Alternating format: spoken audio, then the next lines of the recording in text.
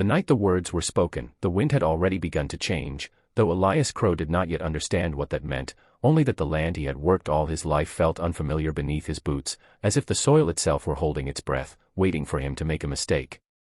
Elias was a rancher born and raised under wide skies, a man whose hands were cracked and scarred from years of honest labor, hands that had pulled calves from freezing mud, repaired broken fences under burning suns, and steadied frightened horses in storms that split the heavens.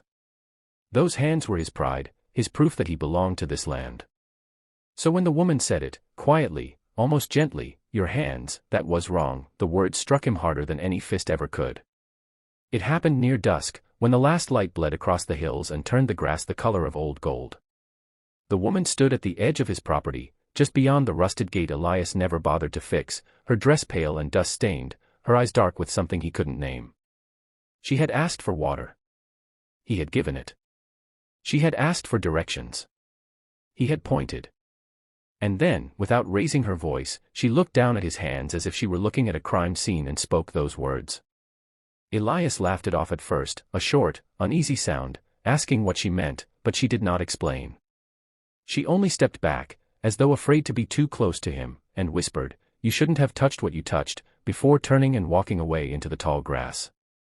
Elias told himself she was just another drifter, another strange soul wandering through the frontier with more shadows than sense, but that night he could not sleep. Every time he closed his eyes, he felt it again, the faint warmth that had passed through his palms earlier that day when he'd moved an old stone near the dry creek bed, a stone marked with lines he hadn't noticed before. He had lifted it without thinking, clearing space for his cattle, never imagining that some things were placed where they were meant to remain. As the hours crawled by, the ranch changed. The cattle grew restless, lowing in the darkness, their eyes reflecting moonlight like cold coins. The horses refused their feed, stamping and snorting as if they smelled a predator no human could see. Elias rose before dawn, his chest tight with unease, and went outside to calm them, but the land itself seemed to recoil from him. The wind cut sharper than usual, carrying whispers that faded when he turned his head. His hands throbbed, not with pain exactly, but with a strange pressure, as though something unseen were gripping them from the inside. By mid-morning, signs appeared that could not be ignored. A section of fence collapsed without warning, the post snapping like dry twigs though they'd been solid the day before. A water trough cracked straight down the middle, spilling precious water into the dirt.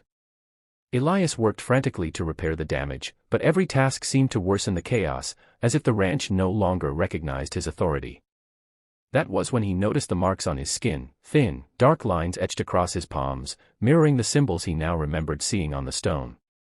Panic tightened his throat. He saddled his horse and rode hard toward town, needing answers, but halfway there the sky darkened unnaturally, clouds boiling low and fast, and the road ahead seemed to stretch longer with every mile, looping back on itself until he realized, with dawning horror, that he was riding in circles on land he'd known since childhood. The woman's words echoed in his mind, each repetition heavier than the last. "Your hands," that was wrong. When Elias finally made it back to the ranch, hours later, though it felt like days, night had fallen again. The house stood silent, windows black, yet something moved inside, slow and deliberate, casting shapes that did not belong to any man or beast. Elias dismounted, every instinct screaming at him to flee, but pride and terror rooted him in place. He stepped forward, the ground trembling beneath each footstep, and the door creaked open before he touched it. Inside, the air was cold and damp, smelling of earth long undisturbed. Shadows pooled in the corners, thick and alive, and from them came a voice that was not a voice, a sound like stone grinding against stone, ancient and patient. It told him the land remembered everything. It told him his hands had broken a seal laid down generations before, when men still feared what lay beneath the soil. Elias fell to his knees, his palms burning now, the marks glowing faintly, and he understood then that his life of hard work and simple rules had not prepared him for this reckoning. The thing in the darkness did not rush him, it did not need to. It let him feel the weight of what he had done, let him see visions of droughts, fires, and blood-soaked fields that would follow if the balance were not restored.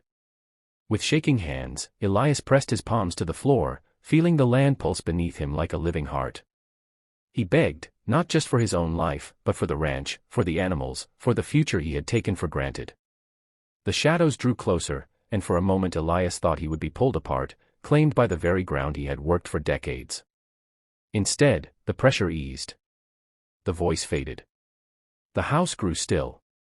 When dawn came, Elias lay alone on the floor, the marks on his hands gone, replaced by scars that would never fully heal. Outside, the ranch was quiet, almost peaceful, but changed, as if it were watching him now. Elias never touched that part of the land again.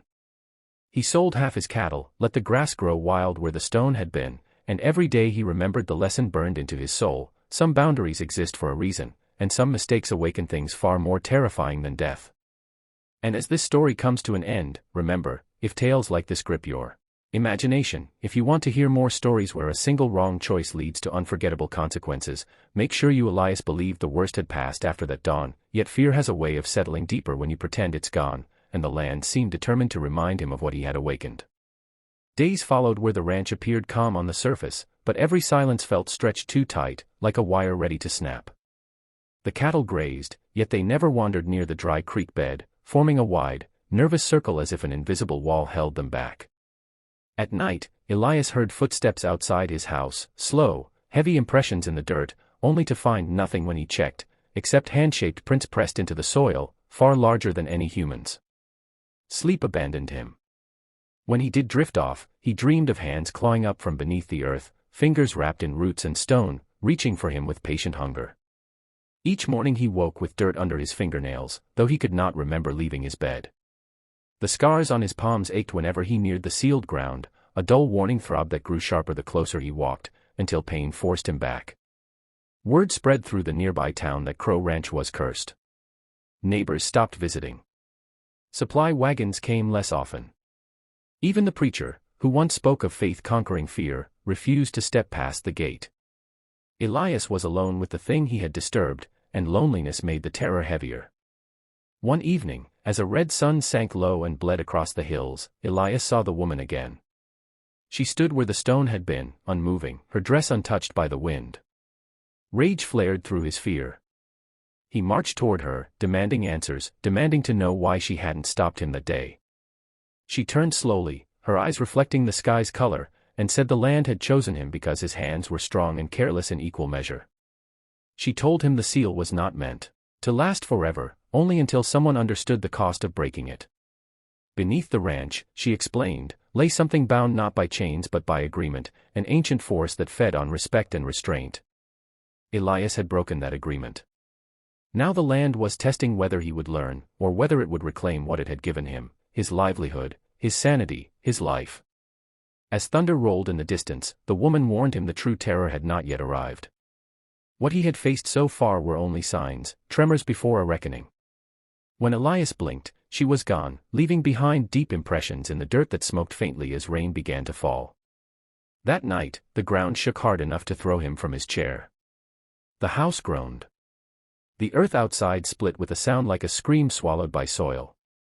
Elias crawled to the door and looked out to see the sealed land sinking inward, forming a vast, dark depression, as if something below were drawing breath for the first time in centuries. He understood then that survival would not come from strength alone. To face what was coming, Elias would have to give the land something back, and whatever it demanded would cost him more than he was ready to lose. Subscribe to the channel, because the next story might be even darker, and you won't want to miss what waits in the shadows next.